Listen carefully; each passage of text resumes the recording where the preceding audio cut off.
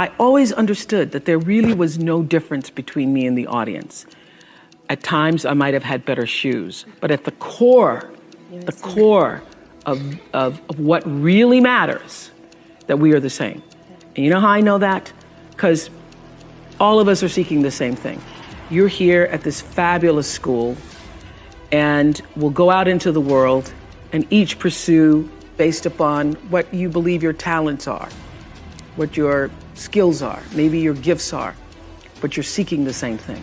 Everybody wants to fulfill the highest, truest expression of yourself as a human being. That's what you're looking for. The highest, truest expression of yourself as a human being. And because I understand that if you're working in a bakery and that's where you want to be, and that may be what you've always wanted to do, is to bake pies for people or bake cakes for people or to offer your gift, then that's for you. And there's no difference between you and me, except that's your platform. That's your show every day. So my understanding of that has allowed me to, to reach everyone. And there's no way that you wouldn't, because that's what I truly feel. The way through the challenge is to get still and ask yourself, what is the next right move? Not think about, I got all of this stuff. What is the next right move? And then from that space, make the next right move and the next right move. And not to be overwhelmed by it, because you know your life is bigger than that one moment. You know you're not defined by what somebody says is a failure for you, because failure is just there to point you in a different direction. If I leave you with nothing else, just know this for sure. There is not one thing that has ever happened to you, not one experience, not one encounter, not one crisis, not one joyful thing that hasn't happened just to make you better and help you rise. Every single thing you're calling in, whether you know it or not, when you figure out that you are calling it in, when you actually start meditating or praying or doing or having a spiritual practice, which is the number one thing you need if you want to be successful in the world. You need something that gives back and nourishes you, regardless of what you call that. You need to fill your cup so that you can be so full your cup runneth over and you have enough to give to other people. If you don't fill your cup, you end up dried up. You end up tired, exhausted, and don't have enough to give to other people. You end up resentful every time somebody asks you, because your cup is empty and now they want some of yours. So your number one job is to fill your cup and make yourself whole. They think that success is supposed to happen like that. It was very difficult for me to figure out where my boundaries were, because I'd grown up poor and didn't have anything. My living room right now is a painting that I've owned now for 30 years. You can Google it. It's called To the Highest Bidder. And it's at the center of my house.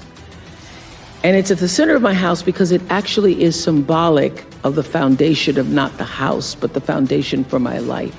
The painting is by Harry Roslin, who was a genre painter in the early 20th, late 19th century.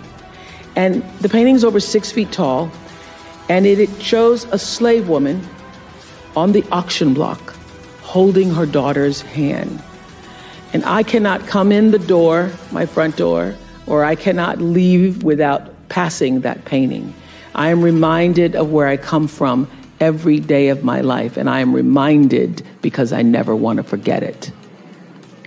And in my library, I have a framed list of enslaved African-American people, remember I showed you, who were held in bondage on various plantations, listed in the ledgers alongside the cows and the horses and the buggies and the other property. And I pass this list every day. And often I stop in front of it and just speak their names out loud and their ages. Jonas, 11 years old, $500. Sarah, 41 years old, $900. Elizabeth, 57, $800. And I forced myself to consider the absurdity and the obscenity of prices being affixed to each one should they be placed up for sale. And I sometimes just pause before them with a prayer, particularly before I have to make a big decision about one of my companies or whether I move forward or whether I stay still. It reminds me, speaking those names out loud, not only of where I've come from, but how far I have to go because of them. And it reminds me that I am never alone. It reminds me of what I've come through to get through. Everybody is feeding yourself on the hysteria and the negativity. You gotta stay in the light. But one of the reasons why I was so excited is about A Wrinkle in Time, because the message is that the darkness is spreading so fast these days. You must become a warrior of the light. And the reason that's so meaningful to me is because that's how I've led my whole life. And every moment in that film, I just felt like, I'm just saying what I normally say. It's true. and for these times, the darkness is there to show you your light. Look at what has happened. So if you put the focus on, look at what happened with the darkness that showed up in Parkland, and the darkness that showed up on the streets of Ferguson, and the darkness that showed up in many homes in Chicago with shootings and senseless murders. It brings out the best in people. It brings out the best. And so that's what it's there. We live on a planet where there is darkness and light. I deeply believe is not that do unto others as you would have them do unto you. What you do is already done. That moment in The Color Purple where she says, everything you ever tried to do to me, where Whoopi says that, Celia, everything you even try to do to me, already done to you.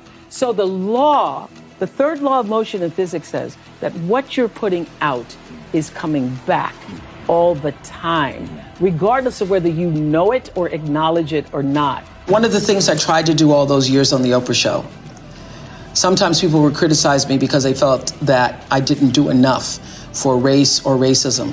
But this is what I always understood, that for me, my role and my goal in life is to open people's hearts.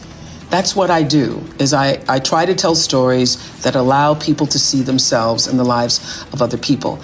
And for me, it was always more powerful and effective to do a show, for example, on single parents raising their children, and just on the panel of parents, to have a Black father, and to show the photographs or images of that father putting his child to bed and reading a story at night. That, to me, is more powerful than doing a story on, let's talk about Black fathers who are raising their children. Because the goal for me is to show that we are all more alike than different, and that in our humanity, in our ability to express our humanness, we are the same. So when you see a father putting his child to bed at night and reading stories, and that man is Black, and you know that's what your husband does and that's what you do, you feel a sense of connection and humanity. You know what I'm saying? You see? Everything you try to do is already done. So when I figured that out, what I'm putting out is what's coming back, let me get real clear about what it is I'm putting out. Real clear. So I read a book about 1989 called Seed of the Soul. And in that book, Gary Zukav talked about the laws of karma, of the laws of cause and effect, the third law of motion. And in that book, he talked about how your intention is always one with the law. Meaning, before you even think about a thing, you have an intention for the thing. And that the intention is going to determine the outcome.